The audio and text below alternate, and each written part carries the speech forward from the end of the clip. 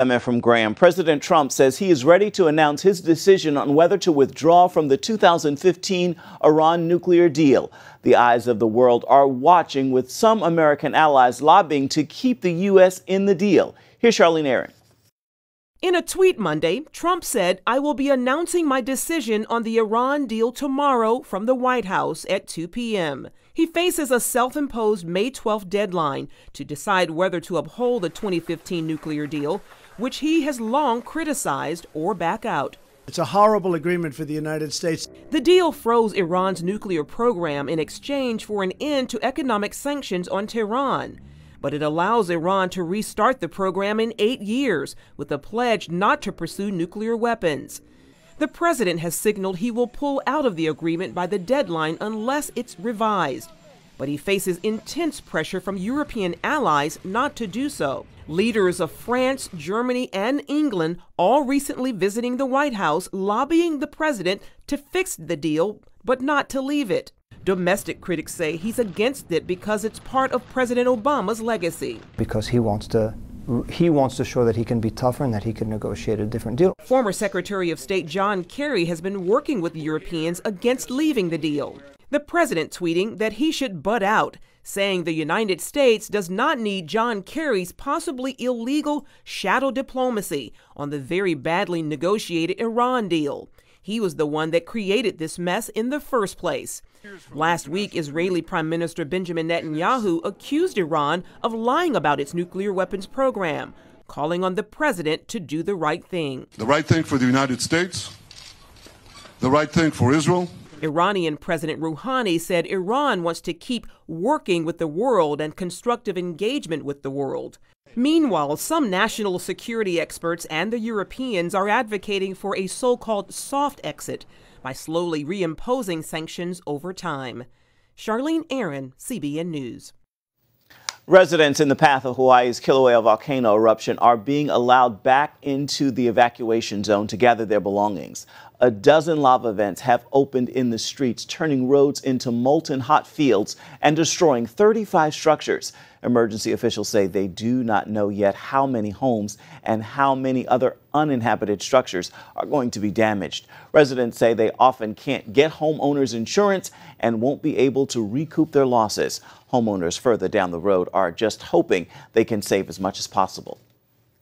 It's shocking. I don't believe that it's happening.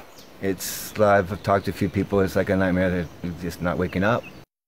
Officials say it is not over yet, noting at least 2 more volcanic vents have surfaced in the area. Here's a look now at some of the other headlines we're following for you inside the CBN newsroom. A New York attorney general resigned from office after 4 women accused him of violent abuse. Eric Schneiderman made headlines recently when he sued Harvey Weinstein, who was accused of sexually assaulting men. Now, Schneiderman's former girlfriends are accusing him of violently slapping and choking them. He is denying all of those claims. President Trump is urging West Virginians to not vote for GOP Senate candidate Don Blankenship. The president warns if Blankenship wins, it could destroy the party's chances of defeating Democratic Senator Joe Manchin in November. If Blankenship wins Tuesday, Democrats will have plenty to use against him. The retired coal executive was released from prison just last year for his role in a mine explosion that killed 29 men. The Trump administration is seeking to distance itself from Rudy Giuliani when it comes to foreign policy. The U.S. State Department says President Trump's attorney does not have any authority to speak on issues such as North Korea and Iran. The statement comes as President Trump prepares for high-stakes meetings on those countries. Remember, you can find more on these stories and others throughout the day at cbnnews.com. Pastor Andrew Brunson, the American pastor in Turkey accused of colluding with terrorist groups, was remanded into custody after a prolonged second day in court for a trial that is increasing strains between Washington and Ankara. Abigail Robinson brings us the latest developments on his case. She is in Washington. Senator Tom Tillis is sending a strong message to Turkey. Release Pastor Andrew Brunson and send him home, or prepare for the consequences. Right now we're moving to another phase in this saga, which includes the very clear and a sad reality that we may have to take actions that could hurt a relationship that I wish we were building on. Tillis traveled to Turkey twice this year to visit Brunson in prison and attend his first court hearing. He says from what he saw, the pastor's only crime is serving Turkey for 20 years as a Christian missionary. It's unlike anything I've ever seen in a U.S. courtroom. The way that they just conduct themselves, the flimsy circumstantial evidence, that he could keep his composure when you heard some of the things that they're using to convict this man to 35 years in prison, basically a death sentence, was remarkable. 66 senators joined Tillis in sending a letter to Turkey's President Erdogan, telling him the U.S. is prepared to act if the Turks refuse to release him. Now, other world leaders are joining the fight. 50 European Parliament members have demanded his release, and in a rare move, a UN group on arbitrary detention agreed to take up Brunson's case. The United States has been very forceful in demanding his release, and now we literally have the world coming to our aid and demanding Pastor Brunson's release as well. The UN group only hears 30 total cases per year. While they can't force Brunson's release, if they find Turkey has violated the pastor's rights, it pressures the country to let him go. I am hopeful that there will be some point that Turkey decides that it's not beneficial for them to hold Pastor Brunson any longer. Meanwhile, U.S. lawmakers are moving forward with sanctions against Turkey. Brunson is just one of many Americans currently imprisoned in the country, including a NASA scientist and consulate workers. This is a serious problem, and Pastor Brunson is really the tip of the iceberg. Tillis warns Americans to stay away. In my opinion, right now, no American is safe traveling to Turkey. Tillis says he's ready for a marathon and will keep fighting until Pastor Brunson's release. Reporting from Capitol Hill, Abigail Robertson, CBN News. First Lady Melania Trump has officially launched her anti-bullying campaign. It is called Be Best. The goal is to encourage children to be best in their individual paths in life, along with teaching them about the importance of social, emotional, and physical health. It concerns me that in today's fast-paced and ever-connected world, children can be less prepared to express or manage their emotions, and oftentimes turn to forms of destructive or addictive behavior such as bullying, drug addiction, or even suicide. Be Best will support families and children affected by the opioid crisis. It will also bring attention to neonatal abstinence syndrome and help educate parents on the importance of healthy pregnancies. Coming up, it can lower your risk of heart disease, replace allergy meds, and taste great with crumpets. We're exploring the health benefits of tea. Not many substances are as widely studied as tea, and the verdict is in. The bottom line, if you're not drinking tea on a regular basis, you are missing out. Our health reporter Lori Johnson explains. When it comes to our health, tea packs a powerful punch. Combined studies examining thousands of tea drinkers have led scientists to conclude a consistent dose of tea is good for the body. Most of the research was done in Asian countries on people drinking hot green tea. The amount mattered. Usually, people only saw health benefits after drinking at least 3 cups a day. That's the dose Manhattan cardiologist Patrick Fratellone recommends to his patients. Benefits include lower risk of diabetes, liver disease, and more. The active component in green tea is EGCG, and that's a polyphenol that helps reduce cholesterol, heart disease, and protects against cancer. It comes from the Camellia sinensis plant, as do black and white teas. I like organic tea because they're grown in, you want to make sure it's grown in an area that's free of metal in the soil. So you don't want to have lead, cadmium, mercury, any bad toxic elements. If it's in a bag, you don't want a bag that has a staple on it. Sometimes that could get in the tea, but I'd rather have loose. Sometimes I don't even strain it. I leave it in there and tell them to eat the leaves. Research shows green tea also helps the brain by improving memory, reducing the risk of Alzheimer's, Parkinson's, and depression, as well as significantly lowering your chance of having a stroke. Leave it longer in the hot water and it gets even better for you. Tea is meant to be drunk plain, and you get the more medicinal benefits. When you add milk or sugar, you can deactivate some of the active medicinal components. If there's anything to add, I would add raw honey. So it's better to have hot or lukewarm. So when people have iced tea, green iced tea, you lose a lot of the benefits. In addition to the teas you'd find at the grocery store, there are also lots of other teas that are very effective at treating specific medical conditions in lieu of popping a pill. Dr. Fratellone is also a registered herbalist with a vast knowledge of teas made from various plants, trees, and shrubs. His patients often drink those teas instead of taking allergy medicines, antacids, cough suppressants, and more. There are many teas that have antibiotic properties, so you don't always have to take an antibiotic. Yarrow has a great antibiotic profile against many bacteria and viruses. I use barberry, berberine. These are all teas from natural plants. He points out many conventional medicines derive from plants. We have a tea for arthritis. I use white willow bark, which is from the tree Salix. It's the active ingredient of aspirin, so I mix white willow bark, a little turmeric, a little ginger, and probably some devil's claw. Dorota Meller needed to overcome her chronic fatigue.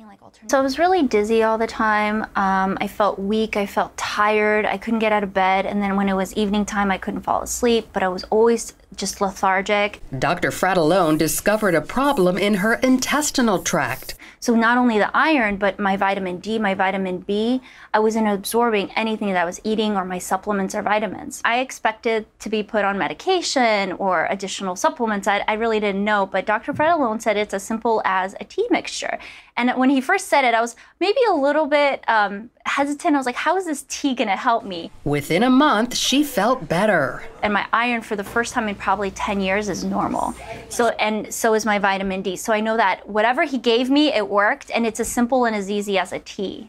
I believe as an MD and an herbalist that the gut is the gateway of all disease. So I want to heal the gut first. So you might take gluten, dairy, and let's say corn out of your diet.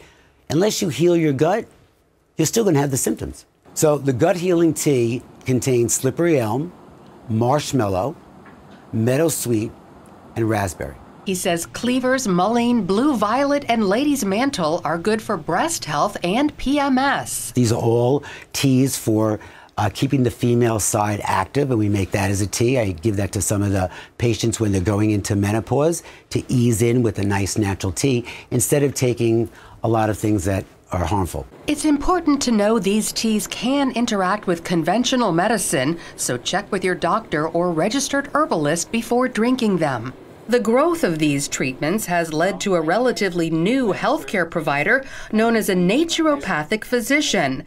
They attend an accredited 4-year program focusing on botanical medicine, food as medicine, and other natural remedies. I think there needs to be more marketing to realize this medicine is available and that you don't have to jump on a statin or a blood pressure medication when you might be able to control it with just some dietary changes and maybe the use of an herb, which is not that much different than a drug, which is why it's important, whether it's tea or herbal pills, that you do see a naturopath, because you need to have coordination of care with other medications as well. While naturopathic doctors practice in each state, they're only licensed in 19, with more on the way. So for overall better health, begin or increase your daily dose of green tea. Research overwhelmingly concludes it's worth the effort. Lori Johnson, CBN News. Still ahead, 8 years after an earthquake devastated Haiti, one man is still on a mission to help the nation rebuild. But first, he has to teach them how to build. The story's next. Disaster and economic hardship keep Haiti at the bottom of the countries in the West, yet hope still remains on the island nation. CBN's Eric Rosales shows us one man who is working to bring the gospel to Haiti and to empower its people. It's been more than 8 years since the country of Haiti was hit by a 7.0 magnitude earthquake. And despite billions in humanitarian aid, corruption has forced much of the country to continue to live in deplorable conditions. And while organizations work to treat the consequences of extreme poverty, they haven't provided solutions to reduce Haiti's dependence on foreign aid. One man's hope to change that by building builders. It's one of the most difficult, frustrating, rewarding things I've ever done. And I think for me, because of my personality, the frustration is I want things to move faster and stuff, and I love building things, but we have to invest in the people first. Sherman Balch, a commercial contractor, first came here just months after the massive quake as part of a mission by Cornerstone Fellowship Church in Livermore, California. He and his wife Cheryl were struck by how poor construction standards contributed to so much of the devastation. Oh, my husband being a builder, we thought, let's go, help rebuild. But then it became evident that there were many Haitians who were not working, didn't have hope in their daily lives, so why not teach them how to build properly?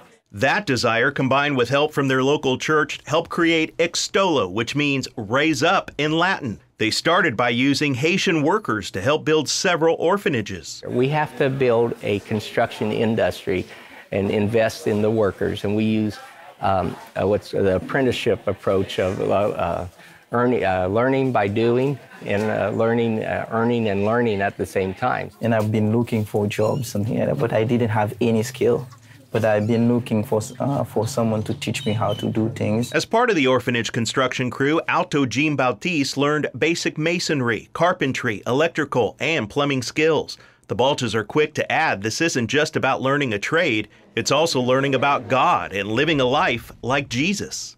A great leader is not the person who is good at everything. Part of the training includes leadership classes for the Haitian apprentices. During our visit, Cornerstone pastor Steve Matson talked about living a life of integrity and respect. We then traveled to one of the orphanages. After a quick flight to Laganoff, a small island about 50 miles from Port-au-Prince, and a white-knuckle landing on a dirt runway, we saw the Jesus Home for Children Village, providing a new life for more than 150 orphans. Extolo has built a beautiful village for the kids. It's more than I could ask for. God has answered our prayers. We're inside the orphanage, and you can see behind me this patio. This is where the kids have their Sunday service. And around the courtyard are 10 homes. Inside each home, anywhere from 10 to 15 orphans. The kids also have a home mom. Madame Soliette doesn't want to make this an institution. She wants to be able to have the kids interact with their home mom and also each other, this way that they'll grow in spirit. You may not realize it, but more than half of the people here live on less than $2 a day. Some 70% are underemployed or simply have no job. Most can't afford even basic housing, so parents often give up their kids. To help keep families together, Madame Soliette opens her doors daily to feed some 300 neighborhood kids and also allows them to attend school. She always says, I want to raise these kids up to love the Lord and not adopt them out of our country, but be the change in our country, to be the leaders and the people that this country needs the next generation to change things around. Leaders like John Bautiste, who's currently building his own home, helping neighbors with repairs and providing for his family. But most of my family practicing a lot of voodoo. And when I met Extolo, and every morning people start to pray, talking about God and giving people Bible. More importantly, he's accepted the Lord and now leads Bible classes. His dream is to run his own construction company, create buildings with universal standards to withstand any future quakes, and provide a good living for fellow Haitians. We care about them, we love them, Jesus loves us, he's blessed us, so we in turn want to be a blessing to the wonderful people of Haiti. And they're so appreciative. It's so fun. Just as Jesus built disciples, Extolo officials are building the next generation of Christian leaders and builders to bring positive change to the country of Haiti. Eric Rosales, CBN News. Great work being done. Stay with us. There's much more of CBN News Watch coming up, and it's coming up right after this. In a region where 0.2% of people are born again and even consider evangelical Christianity a cult. Spreading the gospel can be extremely difficult.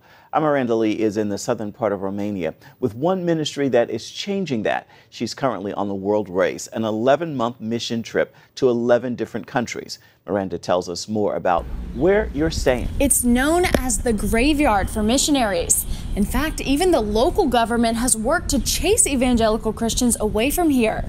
But despite the opposition and even sometimes physical violence, one church perseveres. People reject the gospel, and was so intense that almost every day we were called at the police station, and even the local religious people, they said to us we should leave this town, we should leave this place. Raul Costa is the founding pastor of Hope Church Romania, a now thriving ministry with nearly 20 church plants and over a dozen different outreach programs. As a body, the church is now reaching hundreds of people. The gospel is spreading in village after village. The Lord restore His glory in this area that is called a graveyard for missionaries and pastors. The church is making a life-changing difference in people like Ellie, who lost both her parents as a child. The people that I met when I was a child were from Hope Church. They showed me the love of God, and through them I saw that I'm important, that I'm special. Hope Church also has a heart for Romania's large population of Roma, or Gypsy people. They are a people that is rejected by society, sadly, and yeah, their needs are definitely more than just spiritual, they're physical needs as well. Hope Church is working on starting another mission base in the area so more people can be a part of the movement in this region. In Romania, Miranda Lee, CBN News. Miranda, you can find more information about Hope Church on our website. Right now, it is time for your Tuesday Tweetable, and this is a message I pray will encourage you and move you to post, tag, tweet, and share with others.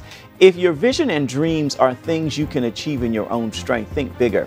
God's vision for your life is beyond your wildest dreams. So move forward and wait on Him to make that a reality. Thank you so much for watching today. We'll see you right back here tomorrow. Goodbye and God bless.